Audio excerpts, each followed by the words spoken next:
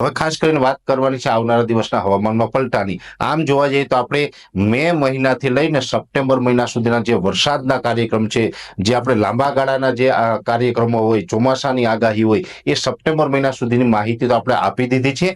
હવે માહિતી બાકી છે ઓક્ટોબર મહિનાની, પણ ઓક્ટોબર મહિનાની માહિતી છે આપણે 24 તારીખે આપશું। આજના વિડીયોની અંદર આપણે વાત કરવાની છે કે હવામાનમાં પલટો। આમ જોવા જઈએ તો જે અત્યારે આપણે એપ્રિલ મહિનો ચાલી રહ્યો છે ને આજે 21 એપ્રિલ થઈ ચૂકી છે। એપ્રિલ મહિનાની 30 તારીખ સુધી તો હમણાં કોઈ આપણે માવઠાના ઝાપટા પડે તેવી શક્યતાઓ નથી, પણ જે મે મહિનાનું જે પ્રથમ અઠવાડિયું ચાલુ થશે એમાં હવામાનમાં પલટો આવવાનો છે। હવામાનમાં પલટો આવશે એટલે 1 તારીખથી એ હવામાનમાં પલટો આવશે અને એ પલટો લગભગ 5 તારીખ સુધી રહી શકે છે। એટલે 1 થી 5 એપ્રિલ 2025 દરમિયાન હવામાનમાં પલટો આવશે। અનેક વિસ્તારોની અંદર વાદળછાયું વાતાવરણ થશે અને કોઈ જગ્યાએ માવઠાના ઝાપટાઓ પણ પડશે। હવે ખાસ કરીને અત્યારે જે આપણે આગોતરા અનુમાન પ્રમાણે જોવા જઈએ તો આ માવઠાના ઝાપટા પડવાની શક્યતાઓ છે, એમાં સૌરાષ્ટ્રના ગણ્યા ગાંઠા એકલ દોકલ 2-5 સેન્ટરની અંદર એ માવઠાના ઝાપટા પડી શકે। ઉત્તર ગુજરાતના અમુક વિસ્તારો હશે જેની અંદર પાટણ જિલ્લો હોય અથવા તો વાવ થરાદના 1-2 સેન્ટર છે અને કચ્છના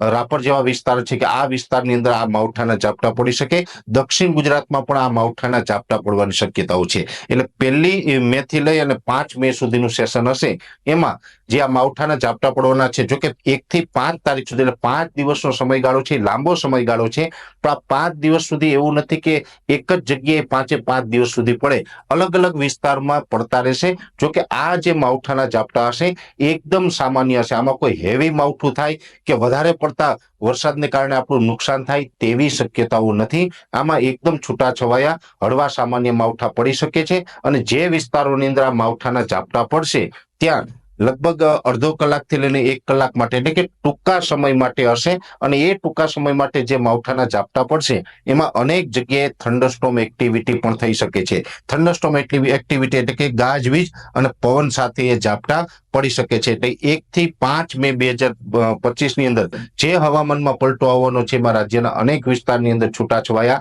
માવઠાના ઝાપટા પડવાના છે। સામાન્ય ઝાપટા છે, આમાં કોઈ ડરવાનું કે ગભરાવું નથી। બહુ મોટું માવઠું કે આપણે નુકસાન થાય તેવી શક્યતાઓ હાલ દેખાતી નથી।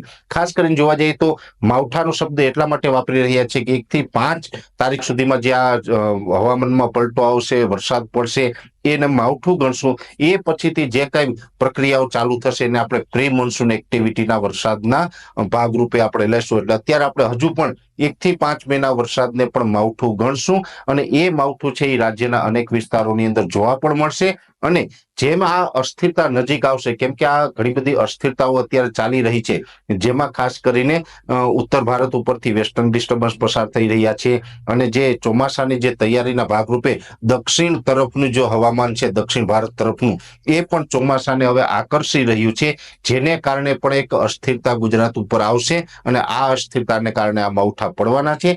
એ અસ્થિરતા ગુજરાતથી નજીક આવી જશે ત્યારે પણ આપણે આની વિશેષ માહિતી આપવામાં આવશે કે આ અસ્થિરતા કેટલી મજબૂત છે, કેટલા લેવલ ઉપર છે અને કેટલા વિસ્તારને આ માવઠાના વરસાદ છે એ પડી શકે છે। તમામ માહિતી છે જે તે સમય આપશું, પણ અત્યારે ખાસ કરીને આપણું જે લાંબા ગાળાનું અનુમાન છે એમાં 1 થી 5 મેની અંદર માવઠાનો વરસાદ પડે તેવી શક્યતાઓ છે। વિશેષ માહિતી છે એ નેક્સ્ટ વિડીયોમાં આપવામાં આવશે। અત્યારે આ વિડીયોની અંદર એટલું જ। અંતમાં દરેક મિત્રોને વિનંતી રહેશે કે આ વિડીયોને લાઈક આપીને દરેક ગ્રુપમાં શેર કરવો અને આપણે આ ચેનલને સબસ્ક્રાઇબ કરવી।